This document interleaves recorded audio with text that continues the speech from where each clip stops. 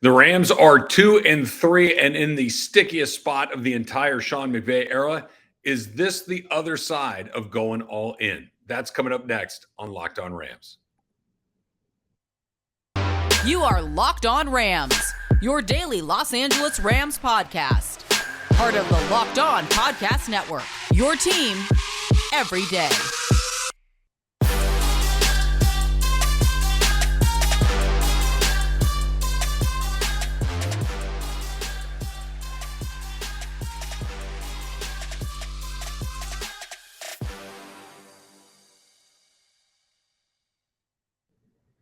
Thanks for making Locked On Rams your first listen every single day, free and available wherever you get your podcasts. My name is Travis Rogers. Thanks for making us a part of what you do every single day. Not only do I host the Rams Locked On Rams podcast, of course, I'm also the Rams pregame, postgame, and halftime host on their flagship station, 710 ESPN. So if you are in and around Los Angeles, you get a chance.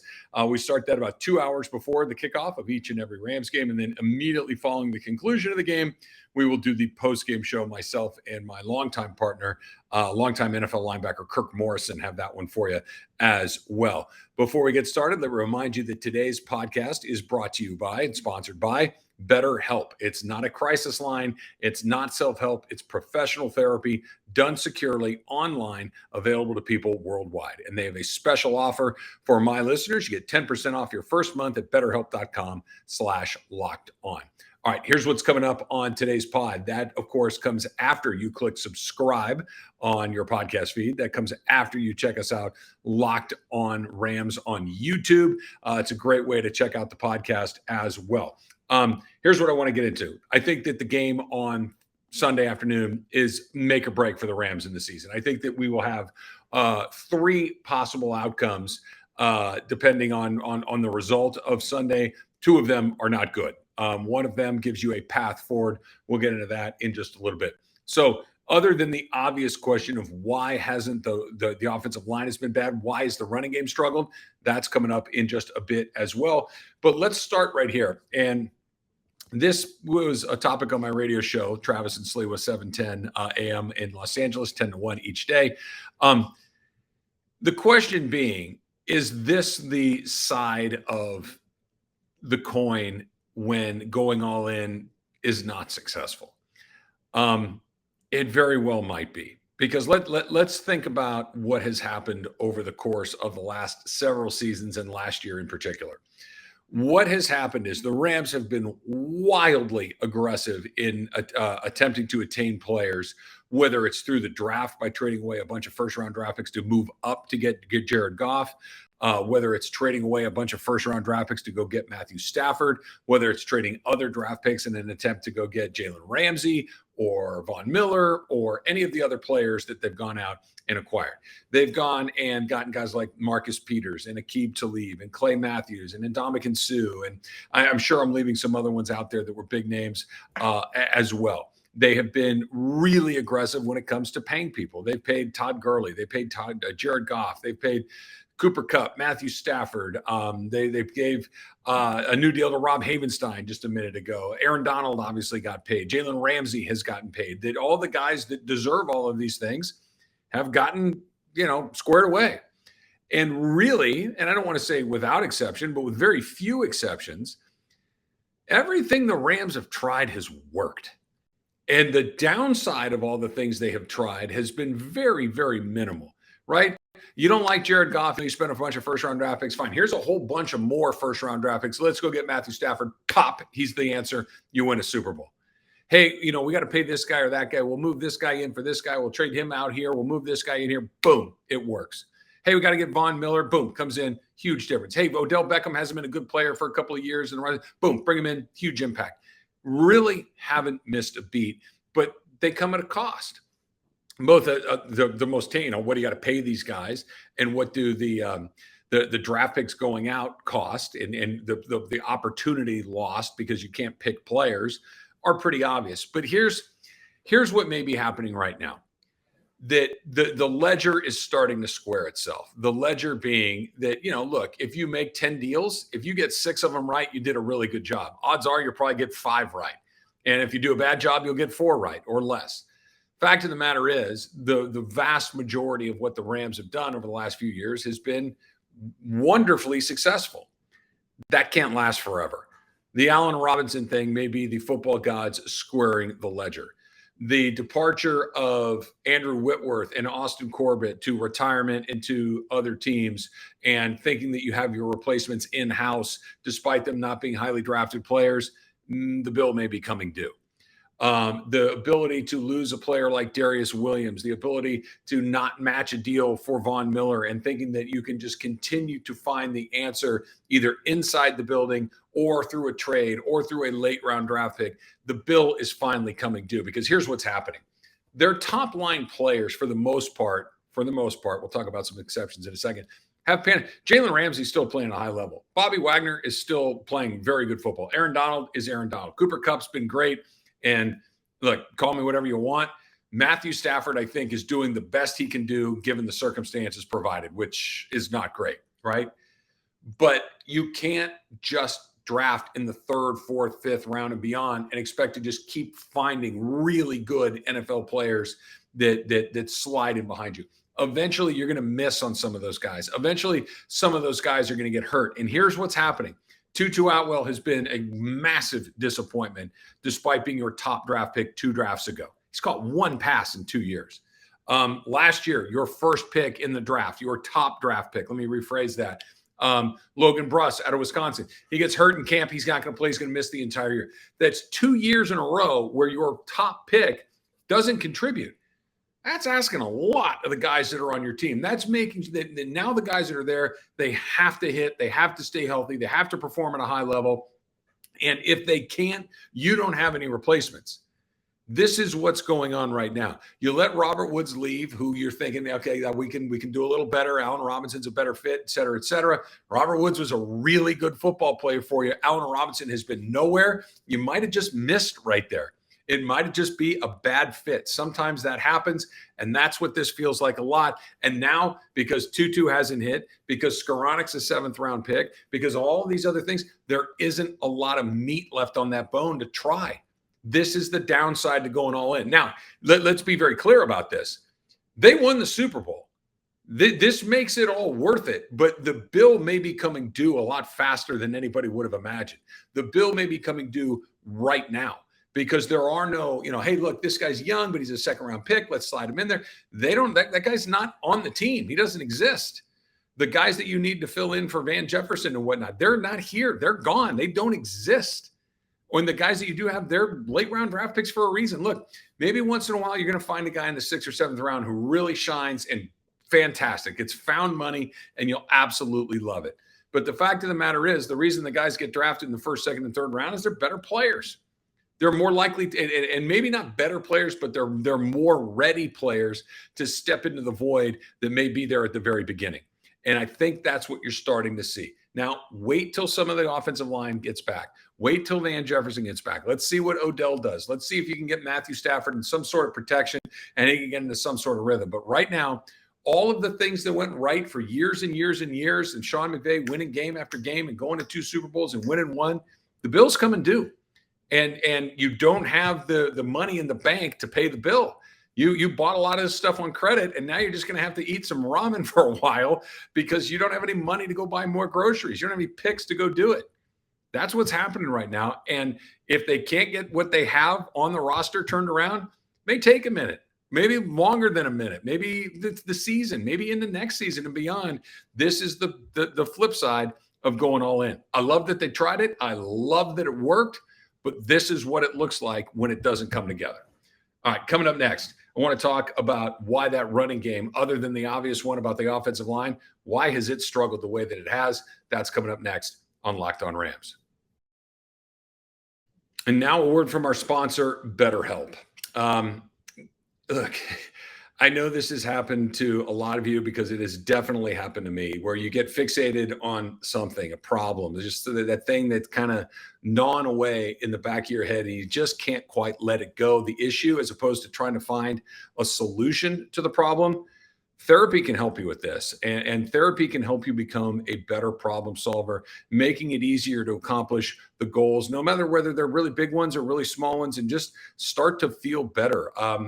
I've seen people in my life that have gone to therapists and come back in such a better place and much more capable in dealing with the things that they were struggling before. There's less stress, there's more confident. All of these things, I've seen it firsthand.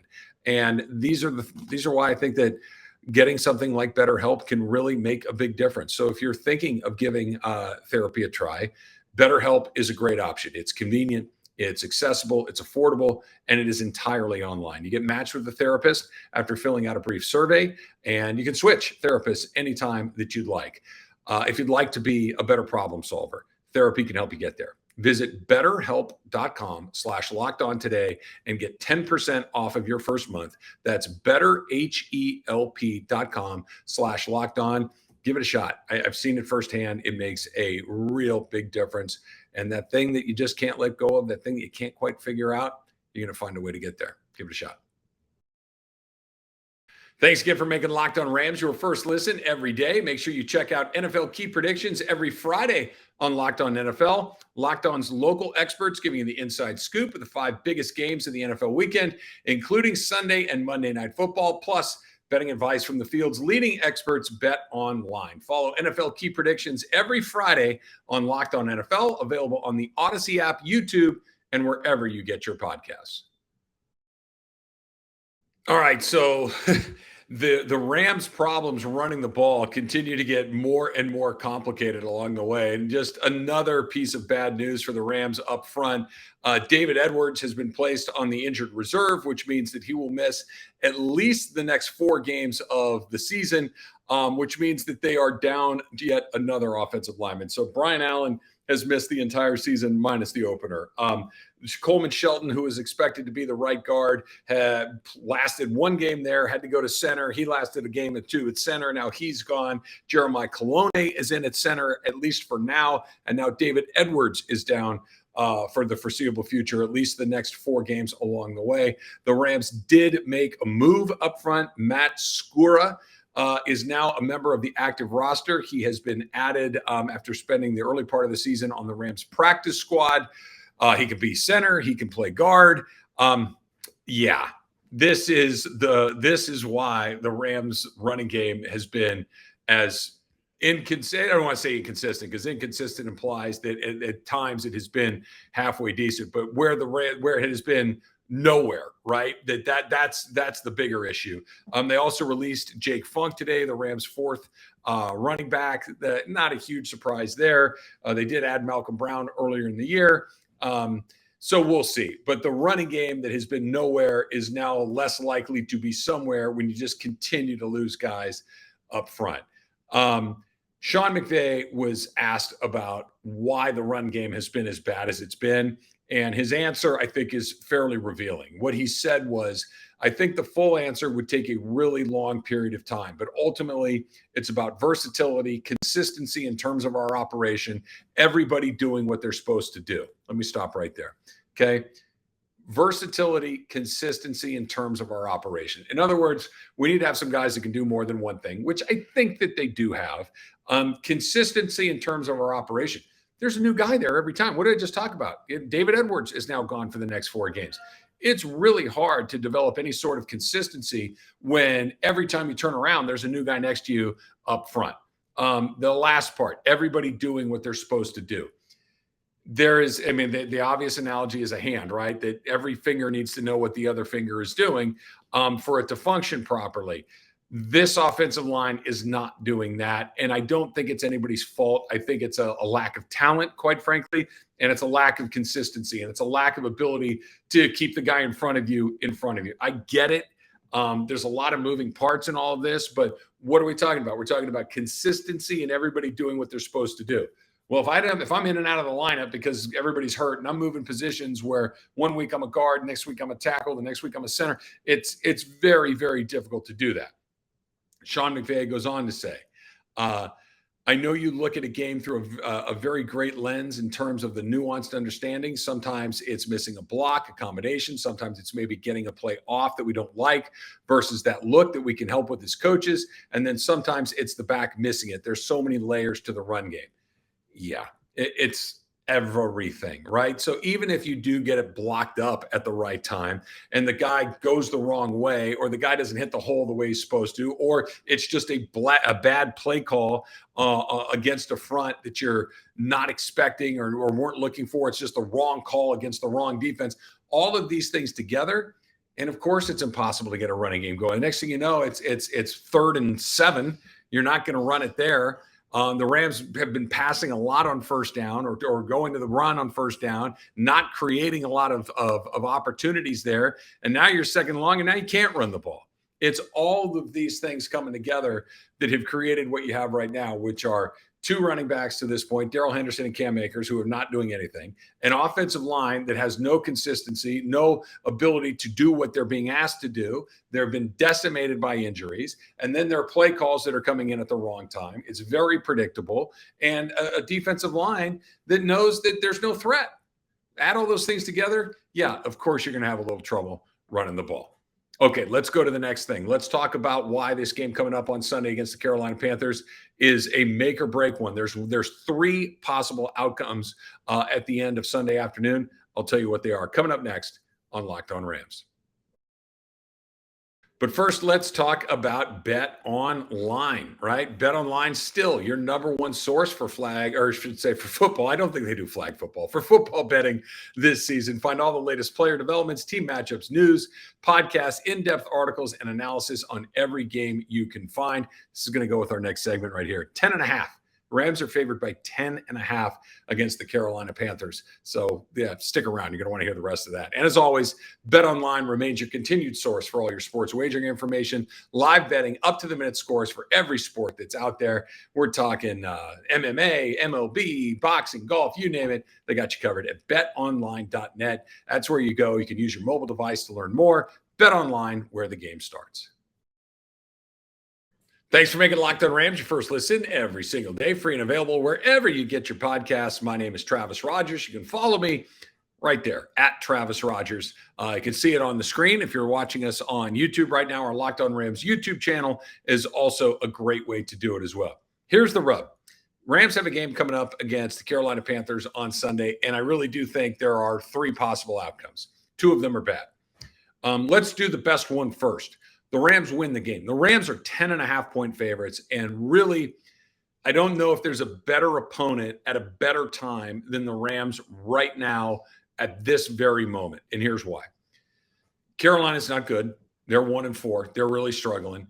They're going to be playing their 3rd-string quarterback in P.J. Walker.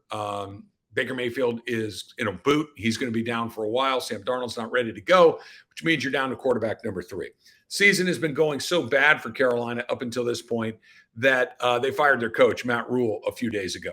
So you have an interim coach in Steve Wilks who's taken over, who the Rams are familiar with. The Rams know Steve Wilks from his time at Arizona when he was the head coach of the Cardinals, and they beat his team like a drum. You have a team that is kind of, I don't want to say given up on their season in Carolina, but their season is really kind of unfolding in a way where they're really close to playing for nothing very, very soon. The game is in Los Angeles, and why this hurts me, the truth of the matter is very rarely do the Rams have a significant home field advantage. If you saw the game on TV, or maybe you were at SoFi Stadium on Sunday, 70% Cowboy fans, and they're into it, right? So they're not going to be 70% Carolina fans at this game. I don't think there are enough Carolina Panthers fans in Los Angeles to qualify. It's a must-have it for the Rams. It is something that you have to have. So whatever Sean McVay has, I think you're going to see it on Sunday against the Carolina Panthers. And all of these things lead to a win. Here's what you tell yourself. You've played 6 weeks of the season. You're 3-3.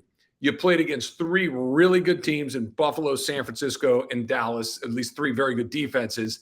And you can tell yourself, look, we struggled with them, but we were banged up like crazy. And we got through it, and we're 3-3, where our heads are above water, and we got a bye coming up. We're going to get healthier. And the team that we really struggle with the most, but the team that when we had to beat them last time, we were able to do it, the San Francisco 49ers are waiting for us. We have a chance to get on the right side of this, get right back in the division race, and let's go see what happens over the last part of the season. That's the best case scenario. The other two scenarios are as follows. Here's one where you win the game and you don't look very good doing it, and all of the same problems that you had for the first 5 weeks are there present, but you just win because Carolina is bad. You go into the bye thinking, all right, yeah, I mean, that's not good. We're 3-3. We haven't beaten a good team. They got San Francisco waiting for you. San Francisco smashes you coming out of the bye, and the rest of it plays out like it plays out. That's bad situation number one. Bad situation number two is somehow, some way you lose. I don't know if you lose to a team, and I get it. We saw the Rams lose to an 0-14 Jets team a couple of years ago. It does happen, but I think the writing's on the wall at that point, that you've played 6 games, you've lost 4 of them, you've looked bad in 4 of them. If in case they do lose, that would be the answer. You lost to a third-string quarterback, an interim coach, to a 1-4 team. There's no help on the horizon on the offensive line, and you've got an absolute meat grinder of a schedule in the back. You've got your AFC West opponents are the Chargers, the Raiders, and the Chiefs. 2 of those on the road. You've got the Green Bay Packers. You've got the Tampa Bay Buccaneers. You've got the New Orleans Saints on the road. You got a Denver Bronco game on Christmas Day that who knows how that thing plays out. And then you got a couple against the Seattle Seahawks, which they appear to be a little bit better than I think anybody thought. That could be the part where the whole thing just starts to unravel, and we have a bad Sean McVay season for the first time since he's been here. Look, it's going to happen eventually, right? I don't think that they're going to lose on Sunday. I think that they'll win the game. I think they're better than Carolina, even with all the problems that the Rams have right now. But those are the 3 outcomes. If you can win and look capable in that win, I think you can talk yourself into buying yourself more time through the bye, heading into San Francisco, and then we'll have a different conversation after the San Francisco game. Lose that game on Sunday to Carolina, and the season feels like it's starting to slip through your fingers at that point. Hopefully, that's not something we have to talk about come on Monday's Locked On Rams. Thanks again for making us your first listen every single day. Now make your second listen the Peacock and Williamson NFL Show. Brian Peacock and former NFL scout Matt Williamson giving you the expert NFL analysis that you need in less than 30 minutes. It's free and available wherever you get your podcasts. Until next time, whose house? It's Locked On Rams house.